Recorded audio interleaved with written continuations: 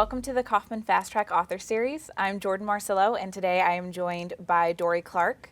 Welcome, Dorie. Thanks, Jordan. Today, during this segment, I wanted to talk about breaking through the noise. In a previous segment, we talked about finding your breakthrough idea and the pressures with finding that idea and tips that you can use to really go forward on your idea. But now I want to talk about breaking through the noise. There's so much chatter out there. Everyone has a blog.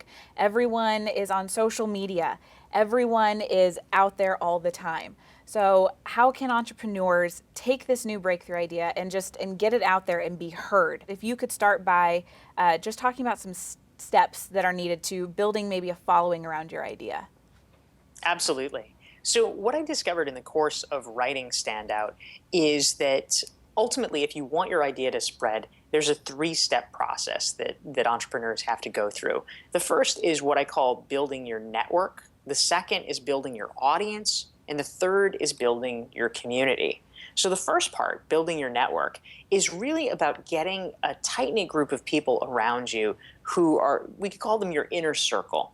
These are people who you like, you trust their judgment and their opinions, and they're going to be an early vetting system for you and your ideas. You want to have people around you that have expertise in different areas and who you can bounce ideas off of and get honest feedback with. This is a big deal, because if you don't have that and you just let your ideas out into the wild, it's quite likely that your idea may not be fully baked. It may have issues that you haven't even thought of. And so it's really helpful to have a set of eyes of people that you feel have your best interests at heart, who can help you in the early stages. So that's number one, building your network. Number two, building your audience is the more visible part of marketing and branding, right? It's getting your idea out there in a way so that the public can hear about it and discover it.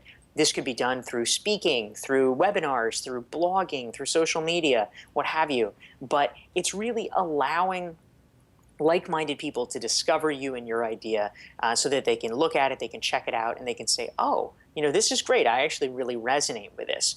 So this is where you really begin the public phase, the public dialogue around what you're doing. And then third and finally, building your community. This is what happens at the end, and this is the key place where an idea begins to really tip, to really have the potential to go viral.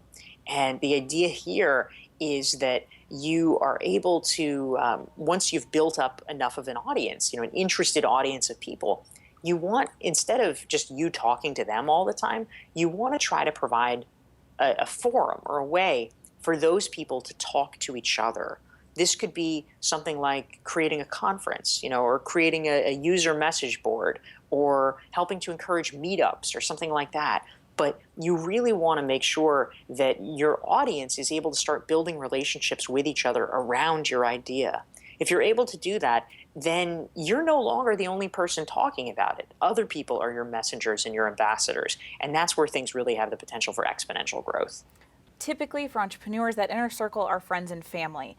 Do you recommend that be that's a good inner circle to have, or should you branch out and get other maybe other entrepreneurs or other thought leaders from your industry in on that inner circle? Well, I think friends and family can be useful in many ways, but they also might be not useful in some ways.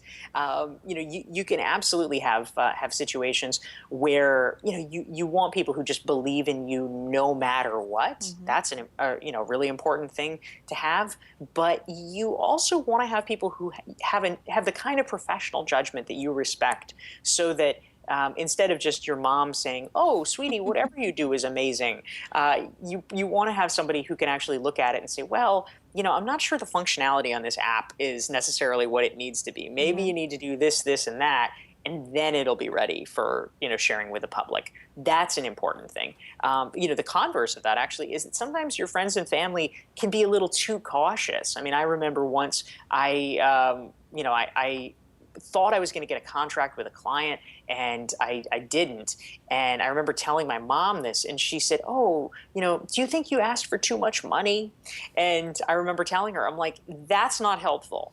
I need you to not ever say that to me, because Mm-hmm. that's the kind of thing that gets in your head Mm-hmm. and messes with you as an entrepreneur, because you always need to be willing to ask for what you think you're worth. Mm-hmm. Because when you start discounting yourself and playing this little game, it becomes very damaging. Mm-hmm. And so you need people who have the kind of professional expertise to be able to, not just have sort of generic, oh, I'm worried about you, but be able to say, no, you offered them, a fair contract. Maybe it didn't work because of X, Y, or Z, but keep doing what you're doing.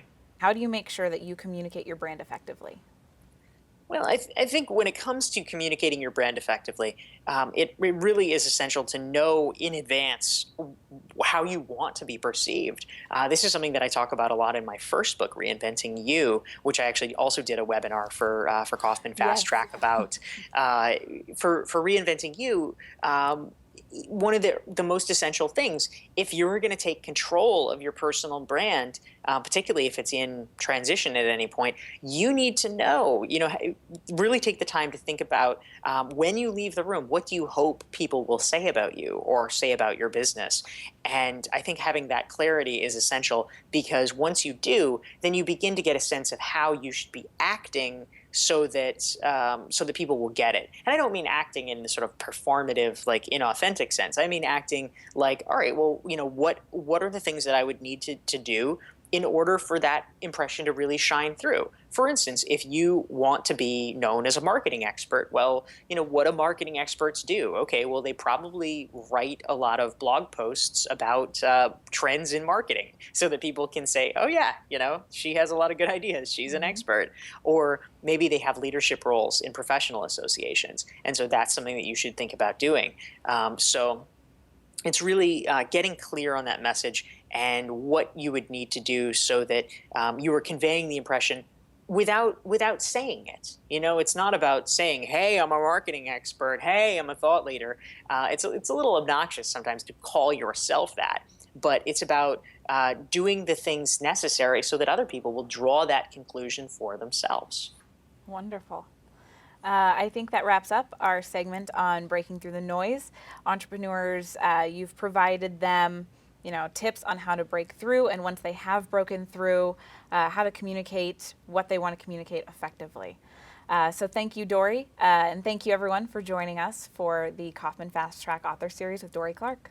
Thank you, Jordan. I'll also just mention briefly for folks who are participating, that if you're interested in developing your own breakthrough ideas, on my website, dorieclark.com, which is DORIECLARK.com, I actually have a free 42-page workbook that I created based on Standout, that walks you through the process of developing your own ideas and building a following around them. So if folks would like to download that for free, they can do so at dorieclark.com. That's absolutely wonderful, Dorie. Thank you so much.